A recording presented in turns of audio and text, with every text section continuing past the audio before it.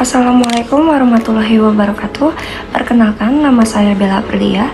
Saya dari Universitas Al-Azhar Indonesia, Prodi Ilmu Hukum. Saya membuat video ini untuk memenuhi tugas UAS Hukum Internasional. Yuridis ketentuan hak imunitas anggota Dewan Perwakilan Rakyat saat menjalankan tugas dan wewenangnya. Dasar legitimasi berlakunya hak imunitas anggota DPR Republik Indonesia tercantum dalam pasal 20A ayat 3 Undang-Undang Dasar Negara Republik Indonesia 1945 yang menyatakan bahwa selain hak yang diatur dalam pasal-pasal lain Undang-Undang Dasar ini, setiap anggota Dewan Perwakilan Rakyat mempunyai hak mengajukan pertanyaan, menyampaikan usul, dan pendapat serta hak imunitas. Bermula dari ketentuan ini, pasal 20A ayat 3 Undang-Undang Dasar Negara Republik Indonesia 1945 mengamatkan agar luang lingkup hak imunitas anggota DPR serta ketentuan lainnya diatur dalam undang-undang.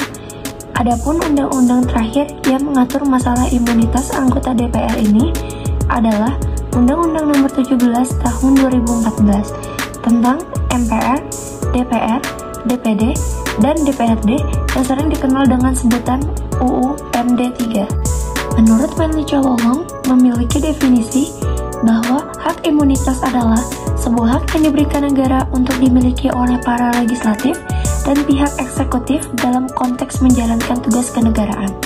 Sementara itu, menurut Black Law Dictionary, hak imunitas sebagai any exemption from a duty, liability, or a service of process such an exemption granted to a public official.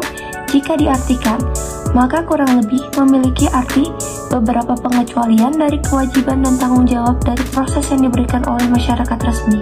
Dari beberapa definisi di atas, dapat dipahami bahwa hak imunitas ialah hak yang dimiliki suatu subjek atau orang untuk terbebas dari suatu objek, dalam hal ini adalah anggota DPR tertentu, dikarenakan subjek tersebut memiliki suatu kewenangan atau jabatan sehingga diberikan keistimewaan berbeda dengan masyarakat pada umumnya. Selanjutnya, ada hak imunitas anggota DPR, juga diatur dalam ketentuan pasal 245 Undang-Undang Nomor 13 Tahun 2019 tentang perubahan ketiga atas Undang-Undang Nomor 17 Tahun 2014 tentang Majelis Permusyawaratan Rakyat, Dewan Perwakilan Rakyat, Dewan Perwakilan Daerah, Dewan Perwakilan Rakyat Daerah yang pada pokoknya menegaskan ruang lingkup hak imunitas tersebut terdiri dari dua cakupan, antara lain 1. Kekebalan hukum untuk tidak dapat dituntun di depan pengadilan. Kedua, jaminan hukum untuk tidak dapat diganti antar waktu.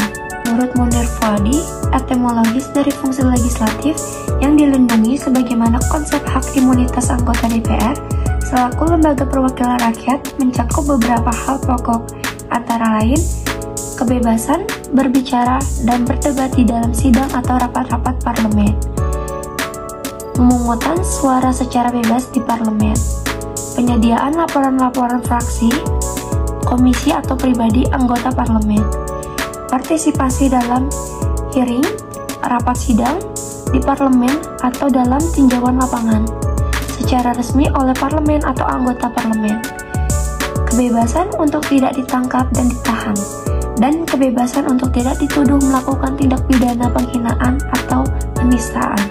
Selanjutnya, ada batasan penggunaan hak imunitas anggota Dewan Perwakilan Rakyat.